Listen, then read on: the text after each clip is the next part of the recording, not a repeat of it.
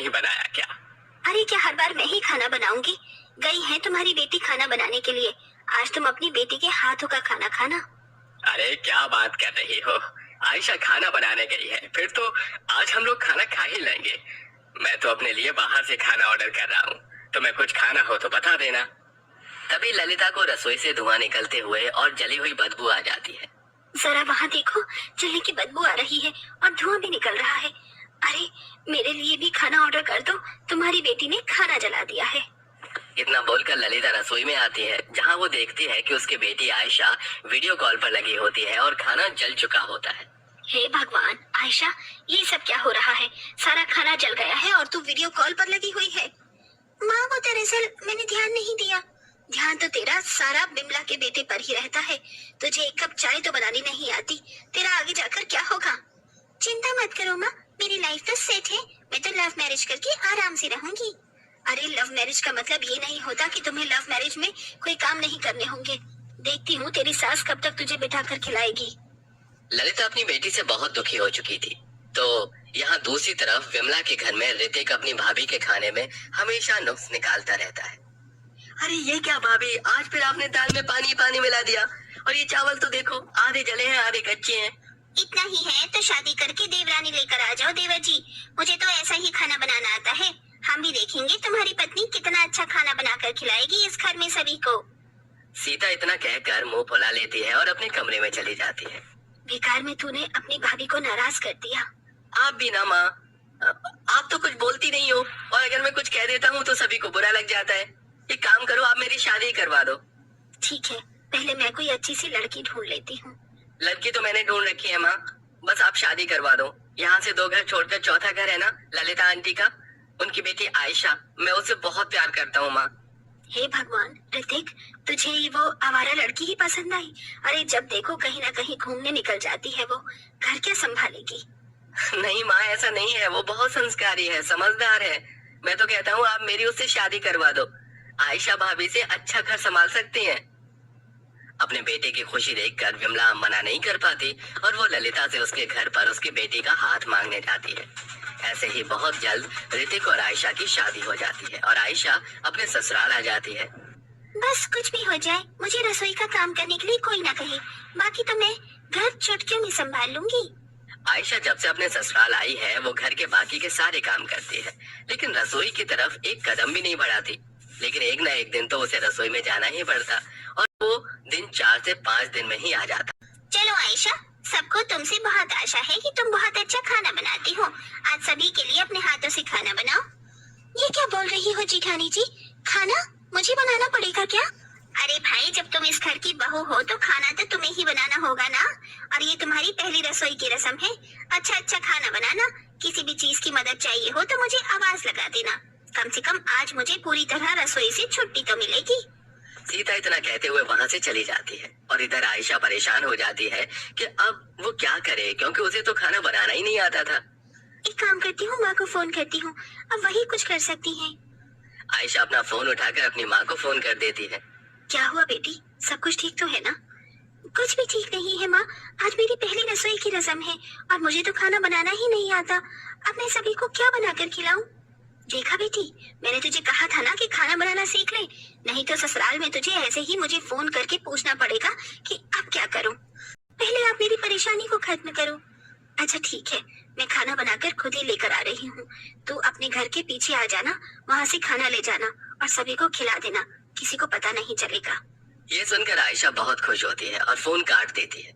इधर ललिता सभी के लिए खाना बनाकर तैयार कर लेती है और उसके ससुराल के पीछे अपनी बेटी का इंतजार करने लगती है। अरे कहाँ रह गई मेरी बेटी, अभी तक नहीं आई। तभी आयशा आती है और अपनी माँ को गले से लगाकर उनके हाथ से खाना ले लेती है। शुक्रिया माँ, आज अगर आप ना होती तो मेरी इज्जत नहीं बच पाती। चलो अब मैं चलती हूँ। खाना लेकर आयशा घर आ जाती है और उसे परोस कर सभी को खिलाती है। इतना स्वादिष्ट और बढ़िया खाना खाकर घर के सभी लोग बहुत खुश हो जाते हैं। सही कहा था ऋतिक तूने, तेरी आयशा को तो बहुत अच्छा खाना बनाना आता है।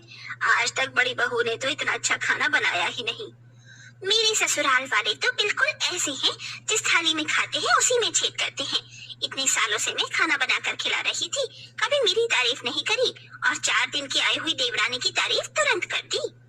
सीता मुंह बनाकर चुपचाप खाना खाती रहती है और इधर घर के सभी लोग इतना स्वादिष्ट खाना खाकर आयशा से कहते हैं, अरे माँ, जब आयशा के हाथों में इतना अच्छा हुनर है तो घर का सुबह शाम का खाना अब उसी के हाथ से बनवाना, बाकी घर तो सीता संभाल लेगी।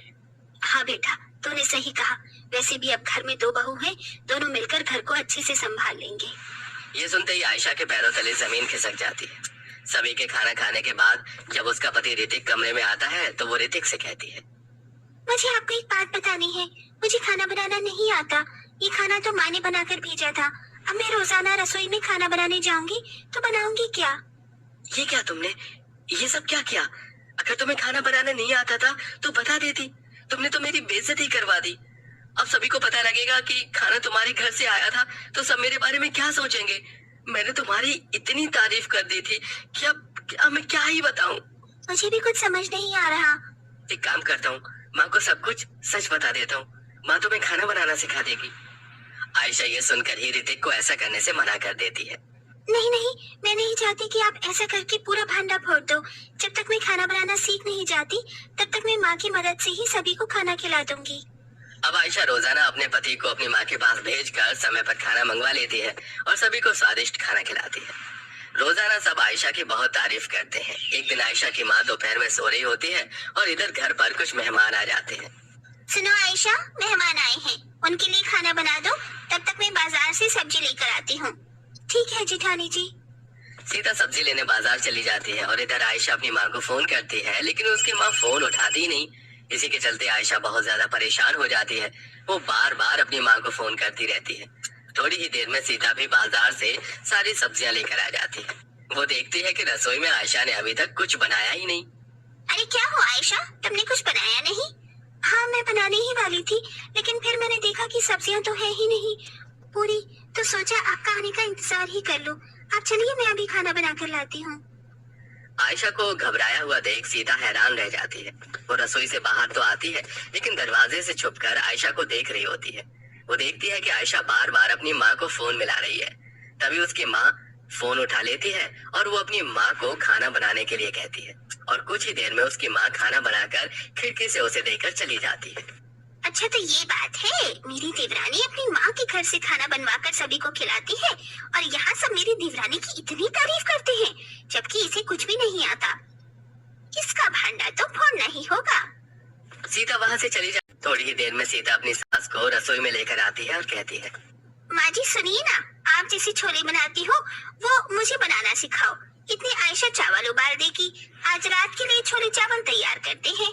ठीक है बहू, तुम बनाना शुरू करो, मैं तुम्हें बताती हूँ। अरे ये क्या, जेठानी और सास दोनों रसोई में ही काम करेंगे तो मेरा क्या होगा? ऐसे तो इन्हें पता चल जाएगा कि मुझे कुछ भी बनाना नहीं आता। आयशा के चेहरे पर पसीना आने लगता है। वो गैस जलाने की कोशिश करती है, लेकिन वो गैस भी नहीं जला पा रही थी। क्या हुआ बहू, घबरा क्यों रही हो? खाना क्यों नहीं बना रही? वो माँ जी, वो दरअसल। आयशा अपनी सास की बातों का जवाब भी नहीं दे पाती। वो चावल बनाने के लिए कुकर की जगह कढ़ाई उठा लेती है और उसमें कच्चे चावल ऐसे ही डाल देती है। ये क्या बहू, अनारियों की तरह खाना बना रही हो तुम? तुम्हें खाना बनाना आता नहीं क्या, या फिर भूल गई हो? तभी आयशा रोने लगती है और रोते हुए अपना सारा सच बता देती है। माँ जी, मुझे खाना बनाना नहीं आता। मैं तो अपनी माँ के घर से खाना मंगवाया करती थी। तभी सीता को बोलने का मौका मिल जाता है। देखा माँ जी, देवरानी जी ने पड़ोस के मायके से कितना फायदा उठा लिया और आप लोग मुझे ही सुनाया करते थे। अरे देवरानी जी को तो गैस तक जलाना नहीं आता। इतने दिनों से ये हमारी आंखों में धूल झोंक रही थी, क्योंकि पड़ोस में ही इनका मायका जो है। तुम्हें ही कौन सा आता है बहू? अपनी माँ के घर से जा जाकर तुमने धीरे धीरे खाना बनाना सीखा। और आयशा बहू, तुम्हें झूठ बोलने की जरूरत नहीं थी। अगर खाना बनाना नहीं आता था तो तुम मुझे बताती, मैं तुम्हें सिखाती हूँ। आज से तुम दोनों को खाना बनाना मैं सिखाऊंगी।